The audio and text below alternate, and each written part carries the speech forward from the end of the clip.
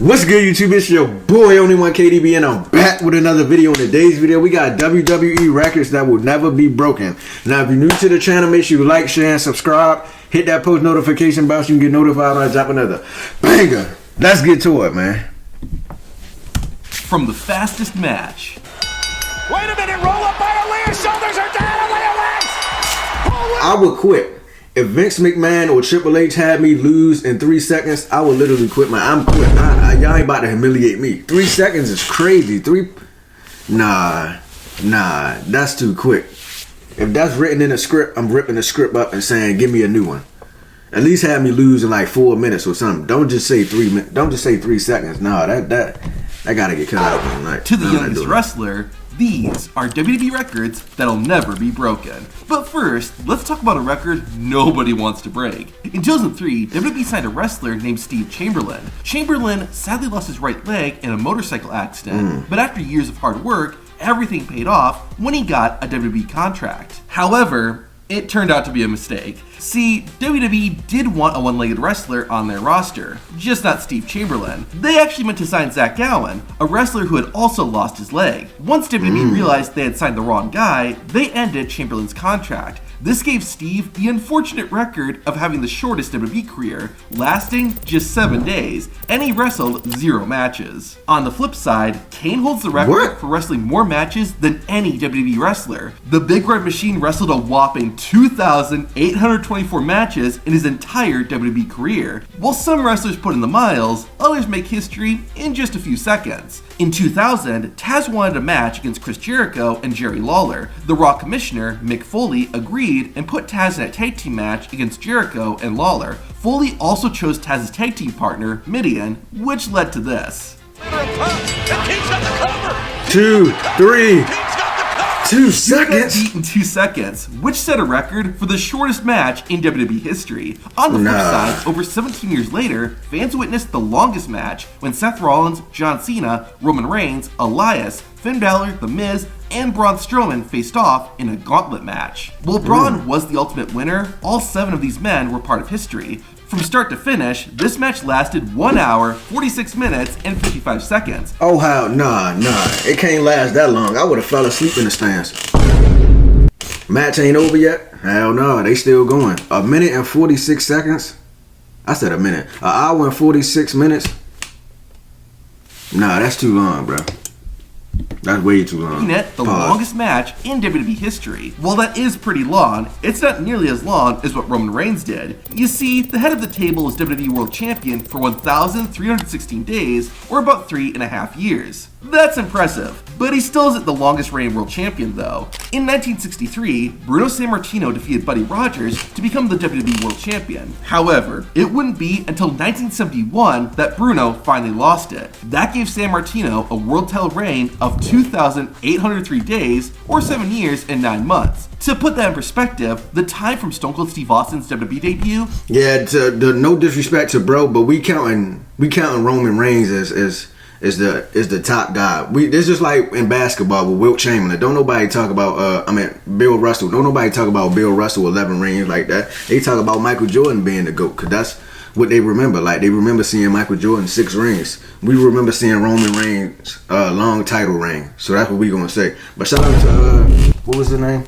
That gave Sammartino a world title reign of 2,803 days, or 7 years and 9 months. At WrestleMania 19 was only 2,660 days. But who holds the record for the shortest world title reign? Well, you would be surprised. In 1988, Hulk Hogan and Andre the Giant had a rematch after their iconic WrestleMania 3 match. Hogan was the champion, but thanks to a crooked referee, Andre won and became the new WWE champion. However, in a very unusual move, Andre immediately sold the world title to the $1 Million Man, Ted DiBiase. This meant that Andre the Giant was only world champion for 1 minute and 46 seconds. But that wasn't the only record that was created that night. Hogan and Andre's rematch brought in 33 million viewers, making it the most watched WWE match on TV. But that doesn't mean it's the most watched WWE match. In late 2011, The Rock returned to the ring, teaming up with John Cena in the Great One's first match in over 7 years. years. The powerhouse duo took on The Miz and R-Truth and sent them packing. With the match now on WWE's YouTube channel, it's been viewed over 250 million times, making it not just the most watched WWE match in history, but the most watched wrestling match of all time. But what about butts and seats? Which wrestling show had the highest attendance? Well, in 1995, New Japan Pro Wrestling and World Championship Wrestling, or WCW, ran a show together in North Korea. Because of a government mandate, the event brought in 165,000 people, making it the biggest wrestling show in history. To put that in perspective, that's if you add raw, up the man. attendance for both Night 1 and 2 of WrestleMania 41,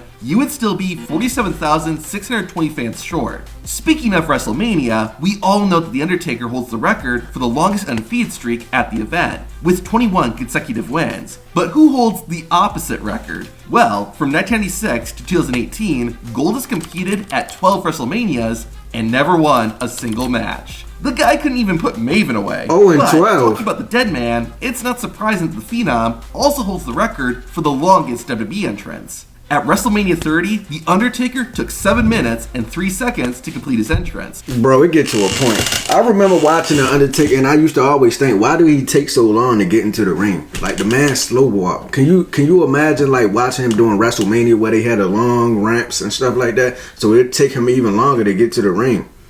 So I'm like, bro, I could literally go outside, take out the trash, come back in the house. Remember, I forgot to walk to the store across the street, come back, and he still won't be in the ring. Like, bro, how long do it take for you to, like, bro, can you power walk? Can you start jogging or something? Golly, or can you speed walk? Man's be taking all day and walking in slow motion.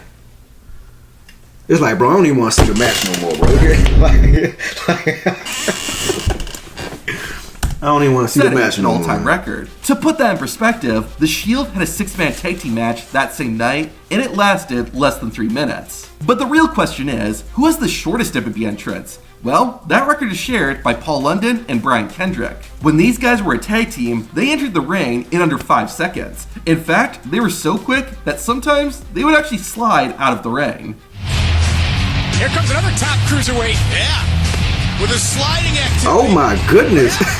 Slow down. Now this WWE wrestler holds a pretty weird record. In 1983, Big John Studd took on Andre the Giant. During the match, Studd locked Andre in a headlock, and he held it, and held it, and held it. It started to go on so long that fans thought Andre was never going to get up. In fact, it took 8 minutes and 30 seconds before Andre finally fought out of it, which made this the longest headlock in WWE history. I told you it was weird, but another wrestler made headlines for something much more costly. Back in 2002, Stone Cold Steve Austin was frustrated with the creative direction WWE was going. This ultimately led to Stone Cold legitimately walking out of the company, and he would be gone for 8 months. Austin did eventually come back, but he probably wished he hadn't. Because of him quitting so abruptly, WWE fined Stone Cold $250 million, the largest fine a WWE wrestler has ever been hit with. Maybe Floyd Mayweather could have helped him out, because at WrestleMania 24, Mayweather made history. Not only did he defeat The Big Show, but Floyd also made bank. Afterward, the boxing legend was paid $20 million, the most money anyone has ever been paid for a single wrestling I mean, it's match. Floyd, so One it's person understandable. who could have used some of that bread was Stu Hart, because the Canadian wrestling legend holds one of the most unique records. A lot of fans know Stu Hart as the father of Bret and Owen Hart, but those weren't the only kids Stu had. In fact, Stu Hart had a total of 12 children. Damn! Stu Hart was out here going crazy. 12 kids is insane. Any other wrestler, and all with the same woman. That's one record, but Ric Flair has Stu Hart beat at another. The Nature Boy holds the record for sleeping with the most women. You're not gonna believe me when I say the number, so I'll let the Nature Boy do the talking. How many women do you think you've been with? Realistically, 10,000 maybe. Flair must He gotta have be a capping. pull-out game because he only ended up having 4 kids. While I can't confirm it, I'm sure Ric Flair lasted longer than Santino Marella. No biscuit. I remember that. In 2009, Santino Marella set an unbreakable record when he's eliminated from the Royal Rumble in 2 seconds. But on the other side, who has spent the most time in the Rumble? Well, in 2018, WWE held the greatest Royal Rumble. What made it the greatest was that it had 50 entrants. The first man who entered was Daniel Bryan, and while many men came and went, Bryan stayed in there. In fact, Daniel Bryan stayed in the match for 1 hour, 16 minutes, and 5 seconds, a record nobody has been able to beat. Now, here's a weird Royal Rumble record. There's only one person who has entered the same Rumble match 3 times. During the 1998 Royal Rumble, Mick Foley entered as number 1 under his Cactus Jack persona. After spending almost 10 minutes in the match though, Jack was eliminated. However, Mick Foley got a second chance when he re-entered the match at number 16 as Mankind. Man, that's cheating. Mankind also got eliminated, but Foley wasn't done yet. As the 28th entrant, Mrs. Foley's baby boy entered as Dude Love. Unfortunately, the third time was not the charm, and Foley once again went over the top rope. Mick couldn't escape elimination, but this wrestler... How you get eliminated 3 times?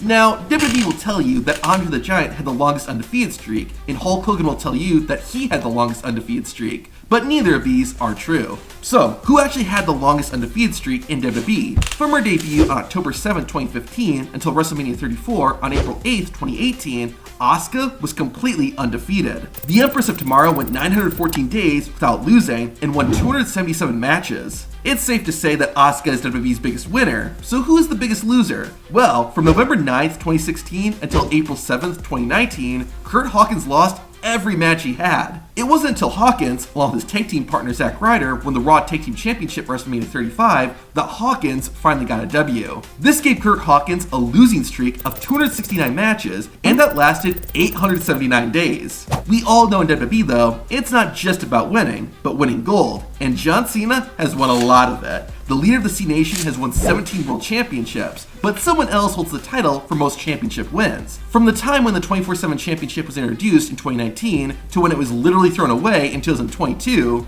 R-Truth won that title an impressive 54 times. This means Truth has the most championship wins of any wrestler in the world. Now, imagine holding not one, but 2 WWE records before hitting puberty. This kid can say that. You see, in 2018, Braun Strowman became the #1 contender for the Raw Tag Team Championship. The only problem was, Braun didn't have a partner. Like a school essay, Strowman waited until the last minute to find someone to tag with. He asked the crowd who wanted to team with him, and he ended up picking a 10-year-old kid named Nicholas. Despite having 0 wrestling experience, Nick and Braun won the match. This made Nicholas not only the youngest person to win a WWE match, but he also became the youngest champion in WWE history. That boy Nicholas, let's get it. Who's the oldest person to ever wrestle a WWE match? In 2010, WWE hosted a special old school edition of Monday Night Raw that featured a number of wrestlers from WWE's past. Mae Young was one of the legends in attendance, and at 87 years old, she fought Layla and Michelle McCool in a no disqualification match. With a bit of help, Mae Young was able to win and set the record for the oldest person to compete in a WWE match. Now, who holds the record for the world's tallest wrestler? I guarantee it's someone you do not know. So to find that reaction video, make sure y'all like, share, subscribe, hit that post notification bell so you get notified when I drop another banger. This was WWE records that will never be broken. I'm out of here, man.